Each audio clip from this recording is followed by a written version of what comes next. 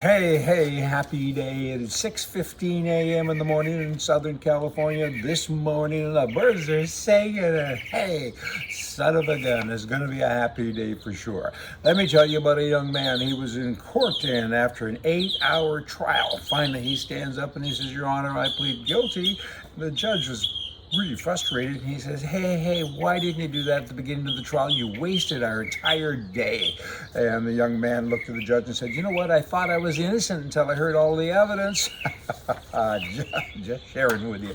Chicago, you have the mayor-elect there that has responded recently to all of these young thugs. Hundreds and hundreds of teenage boys and girls got together on Facebook, I guess, and Twitter and other social media platforms, and they descended upon the city 2 nights in a row, and they destroyed things, they broke things, they crashed things, wow, people even got shot. It was a terrible, terrible thing, but this president, no, he's not the mayor-elect. He's a very, very left-wing guy.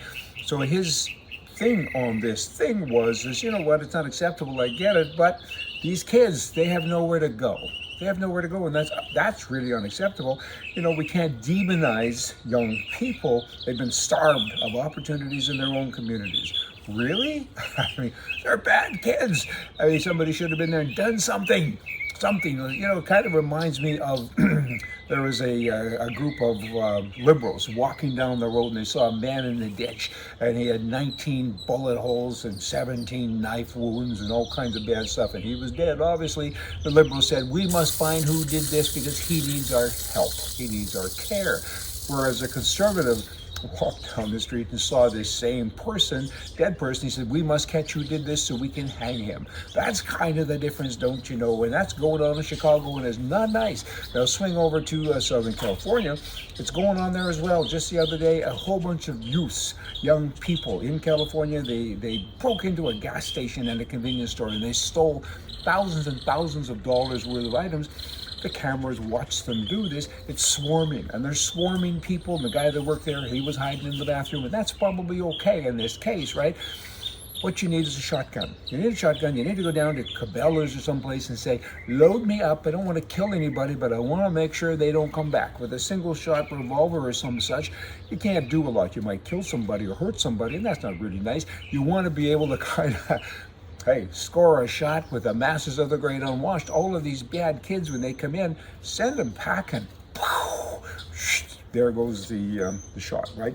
That's what's needed. Is everybody that owns a store, a convenience store, anything like that, run down, buy a shotgun, and get a special shot, a special load, so you can kind of put a little fear into these kids so they don't come back. Police can't seem to do anything.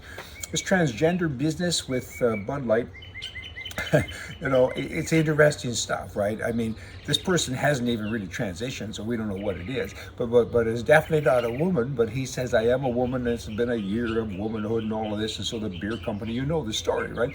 So there is such a pushback. Some say 5, some say 9, some say $6 billion worth of market loss for the company, and so many people say they'll never drink it again. So kind of with a little bit of pushback, the companies come out with their big team of horses, Clydesdales, and they're saying we're patriotic and we're this and we're that, and that's been kind of interesting because people aren't buying into that fool me once kind of a thing.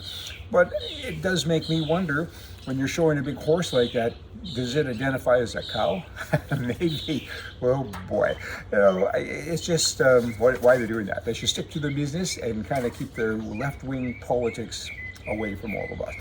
Some girls and women thinking of cows now, cows and horses, but cows have the big rings in their nose, the bulls, and you know, these young girls, some men, but mostly girls, have rings in their noses. What does that signify, I wonder? I find it kind of repulsive, but does that mean a man is supposed to grab them, maybe another woman, in today's world, and lead them somewhere with that ring in their nose? I mean, good grief, kind of gives me the willies. Just share it with you. Hey, y'all come back. See ya.